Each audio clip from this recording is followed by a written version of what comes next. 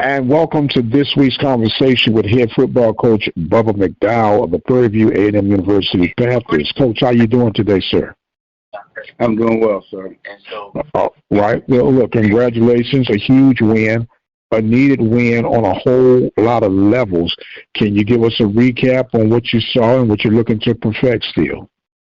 Yeah, I mean, we came out, we played well. Again, as I, share with the kids, going into a halftime, because, that's been our biggest nemesis coming out of halftime and just kind of playing flat, and I just told them, we just got to go out and keep doing what we're doing, man. I share with them all week long, as well as the coaches, I was like, God, just go out and play football. Do what you do best, and, we emphasize them just doing their jobs. A lot of times these kids they try to make plays to get noticed, and we as coaches like, hey, just go ahead and do your job. If you do your job, there's gonna be plenty of time to get noticed, plenty of time to make exciting plays. And they did that the first quarter, they did that the second quarter, they did it coming out of halftime. I cleared the locker room, everybody out, so it was just me and the players talking, before we went back out, and they promised me, as I was stressing to them, let's go out and do it. Let's not do what we did previous games during halftime. And they went out there, coach, and shoot, they handled business. Yes, sir, and handled business they did. 300-plus yards rushing in the first half. I spoke with your offense coordinator, Fredericks. You don't have enough footballs, Bubba, to keep these guys running. How you going to do it? That's a good problem to have, though, huh? They're very good, man. I mean, sure, anytime you can have those kind of problems, it's always good in your favor, and, it's just, shoot, at the same time, now how do you make everybody happy? Right. With those young men back there doing what they're doing. But they're doing a excellent job, man. Coach Bradley's getting them going, and again, they're just doing what they do best, stop trying to make things happen and just let it happen with their natural ability. Yes, sir. Now, when you're dealing in the area that we have right now with the portal and everything, and every kid that's playing, I don't care what level they're on, they wouldn't be playing if they didn't think they, had the skill set and they should be the lead man, right?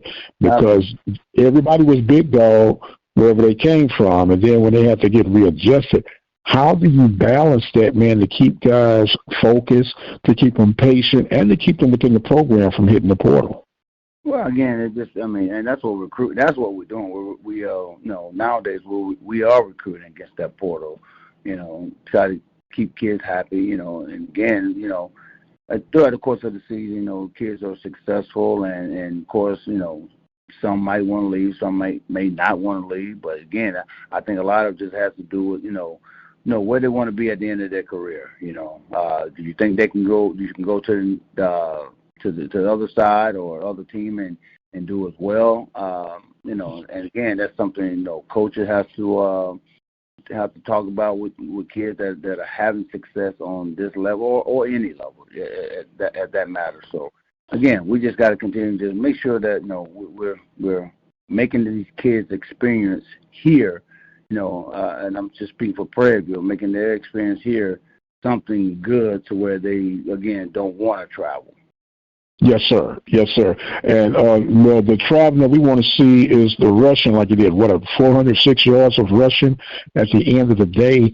And they say the wheels just kept turning, and you can't have that many yards of rushing without a strong front line. These guys are the unsung heroes, man. They are.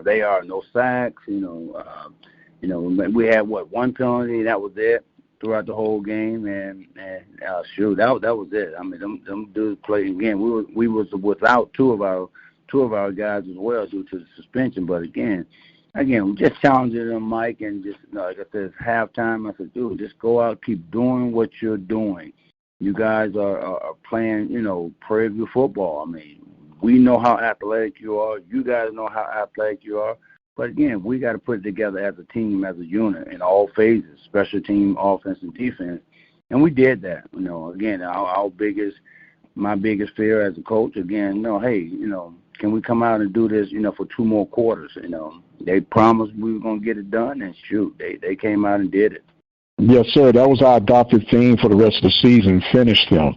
If we can finish them, we should be okay. Now, Bubba, you made reference to the suspension, and it's no doubt, it's no secret. Huge fight that took place pregame show, and the suspensions kind of showed on your defensive front. You had a big game, but gave up a lot of rushing yards, and it kind of weighed as a result of that suspension. Is that safe to assume on that? Yeah, but we've been missing tackles all year long. And again, we've had guys, tackle for losses in the backfield. Shoot, we probably could have ended up, had we got them like 15 tackles for losses. But again, we've been dealing with that all year long. And again, we that's something we're gonna get better at, as I hope, going down the stretch. Again, I think because, as I told and shared with them earlier, if we wasn't so fast, so athletic, the numbers would show probably not in our favor, but because we're so fast and we're able to react and, run guys down, those tackles for loss, and the missed tackles doesn't look as bad. But like I told them, I said, man, you guys go back, y'all look at film. I said, guys, just think about it. Look how many times we had dudes in the backfield we just missed tackles. Look how many times we had dudes maybe at a 2-yard, 1-yard carry we missed the tackle. I said, think, if we had all those tackles, I would say probably roughly, 20, 25 at this point in time, maybe a little bit more. So dude, just think where we would be on the charts, in college football. So again, just trying to get them, Mike, to just, see the importance of, making those tackles, when the opportunity presents itself. Because, again, you can't go back and get it back, say, oh, shoot, I wish I had done this. Once it's gone, it's gone. Right. It's gone bye-bye, baby. Gone bye-bye. Now, look, you had, I think it was a total of 3 penalties in all. I think it was 36, 46 yards. I don't have the stats right in front of me. But 2 of the penalties came on the defensive end, which led to scores. And I got to admit, Bob, I got a little bit nervous when it was halftime. And it was 34-21, or whatever the score was. I mean, it was 21. Yeah, 34. I got nuts. I said, man, let us not have a collapse on the backside. And I'm imagining that it was a pretty animated message at halftime. Yeah, it was. Again, I just told them, look, dude, just go out and do what y'all do. You got to do your job. Coach Rock got on him. Who's our linebackers coach, special teams coordinator, got on, just yelling at guys, just do your job, do your job. Coach Middleton, as he was talking to him, do your job, do your job. And that's all we was preaching, like, guys, just do what you're supposed to do and we're going to be okay, and that's been our biggest issue, like just coming out, and guys, again, just want to make plays, want to be that hero. We ask them, don't be that hero, be a team player, not the hero. Watch how, if you do that, be that team player, man, we can, some good things going to happen. And like I said, even with the dudes that we didn't have there, I thought that D-line stepped it up big time, man. I know they got gassed a little bit at one point in time, but they hung it in there. And more importantly, the linebackers, they held the backs. They helped the D line because they were playing so well as the secondary. And as well as I know, that's what it's all about. Becoming a team at the right time. Yes, sir. Yes, sir. Now I did notice that you were a bit more aggressive as far as showing different looks blitz wise. Is that what we should expect to see for the Panthers throughout the rest of the season? Well, I would love to, yeah, but again, it just depends on, Mike, the team that we're going up against. It was very windy. We knew, looking at them coming out at pregame, that it was going to be a lot of trouble throwing that ball with the way the wind was blowing out there, and I was like, man, we need to go get these dudes, because they weren't great throwers, but more runners than anything. So we want to, press that issue. And again, it also helped us going down the stretch and seeing what our guys can do in their secondary. Yes, sir. Yes, sir. Now, once again, this was a huge game, and let me tell you just from a PV alumnus status how huge this game was for me personally, Bubba. The last time we played Lamar, was in 2012, okay? Yes. And they had just brought football back to the program at Lamar University, and they beat us 31-0. So I was doing a little soft shoe dance. When we got to final, I got a little upset with the 21, but I overcame that, and job well done. We'll get to our grades here later on. Now you got to put this game behind you. It's good, if everybody's feeling good, and the fact that you beat a Southland Conference, regardless if they were up or down, is something that this conference is not accustomed to having on a regular basis. Absolutely. Now it's time for the Wildcats. They just came out of a shootout with Mississippi Valley, 45-35. It's going to be a little bit different, a little bit more intense than what we just came out of. What do you see that the Wildcats do well that you really going to have to tighten the screws on up for this week? I mean, they run the ball, Coach. They run the ball. They can throw it when need be. But they run the ball, and I'm pretty sure they look at what we've been doing defensively. And again, I'm saying like the missed tackles and the unbalance. We're gonna have to the boots. We have to prepare for those type of situations going into this game. So again, we haven't been great at it. We've been okay because, again, we're just so athletic and fast, fast enough to overcome a lot of those mistakes that we're making. But, again, as I tell them, going into this week, we talked about it, and another game that we're going to have to be just as good as we were coming out of the Lamar game, just as perfect coming out of this Lamar game, just as fast, just as physical coming out of this Lamar game, because right now, like I told them, I said, you guys know I tell it like it is. This is a game that's on the line for us. So we dropped one that we shouldn't have dropped. Let's not do another one. So again, we got a great victory. We won it. Let's forget about it. Let's go and prepare for these guys, because any given Saturday, Sunday, these teams can play, Mike. And again, we just got to be ready to go when that time, when that ball is kicked off. And and again, players will play better than we played against Lamar, against Bethune coming up this week. Yes, sir. Now, going back to the suspensions just for clarity purposes, now, were all suspensions handled that last game, or did they stagger them, or is that done and behind us? It's done behind. Okay, very good. Or are you satisfied with the punishment that was dished out? It's done and behind us. Yeah, okay, very good, very good. So moving on with that, things are getting very, very jammed. I mean, Texas Southern pulling out the win against Alcorn. How important is it for your guys not to get past Bethune and say, man, if we can take care of Alcorn, we'll be all right? I know you got to be hammering that message home. Let's take care of this game first. Like 5 different hammers, Mike, I'm telling you. I've been coming that thing since the Southern loss. I told them, I said, dude, you guys just got to bounce back, man. Bounce back. Again, we're going to be okay. Things are going to happen.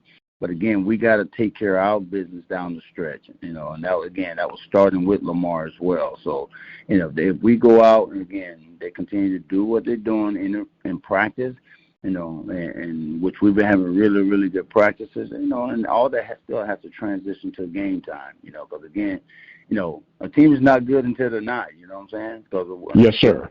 Especially in the league. Yes, sir. Okay. Well, look, it's time for our letter grades this week, sir, and I'm listening. Yeah, I thought we came out, played well. I mean, some mistakes we still got to correct, but right now, looking at both sides of the offense, defense, and special teams, I would definitely give us a B+, because, again, we came out, and I said B+ because, again, we came out and we took care of the second half like they promised that they was going to do. Okay. So B+ across the board. B+ across the board. Yeah. Okay. Okay. We got it correct. Yes, sir. Now, look, Bubba, I got to ask, this is one of the more novelty questions. It's a whole lot different than we were coming up as far as uniform accessories. And how do you determine what you're going to wear and the combinations that you're going to wear, sir? I'll leave that up to the players. I have my uniform already set, for the year. And then, guys came back, oh, Coach, we rather wear this. Oh, Coach, we rather. Again, I would just, I wasn't going to do it, but I said, you know what, this is y'all team, man. I keep saying this is y'all team. I want y'all to be a part of it. So a lot of decisions, with the uniforms and, things that we do around here and how we do it, I let them be involved in so they have a voice. Okay. Well, look, have they echoed their preference for homecoming this week? No, I'll probably get a text today. Probably usually they'll text me like on the, in the evening. Hey, Coach, what do you think about this? And we'll go from there. Okay. Well, look, Coach, congratulations on a job well done. Let's stay focused and geared up. I want to give you some closing comments. Before I give you the closing comments, homecoming week, it's always a high risk. And traditionally, the teams have went to Houston to spend the night to kind of get away from the homecoming festivities. That's still part of the travel plans for under your leadership. Yeah, absolutely. Again, because it's going to be crazy. We haven't had homecoming for a minute now, so it's going to be hectic out here. And again, we just got to keep our kids away from it. Like I told them, homecoming is not for you guys. Y'all can have homecoming after we win this game. Only after we win this game. We can start celebrating homecoming. So that's the reason why we get them out, get them away from the crowd. Just so we can keep an eye on them. And again, I just think, coming out this week, if they come out like they did last night, man, and continue to do that the rest of the week, I think we're going to be okay. And again, it's just about us going out, doing our job as coaches, getting these young men ready, and them, as players, looking back, what they did against Lamar, reminiscing like, hey, this is what we can do, shoot every game if we just go out and do our job. Yes, sir. Do your job. And to add to that, finish them. He is Coach Bubba McDowell of the Prairie View A&M University Panthers, getting ready for the Bethune Wildcats Homecoming 2022. Don't forget you can listen live right here at the Open Mic Broadcast Network by dialing 857-777-0000. I am going to exit stage left. Again, thank you, Bubba, for joining in with us. And until the next time, you guys be blessed, and we'll see you on the other side. Be blessed, PB Nation.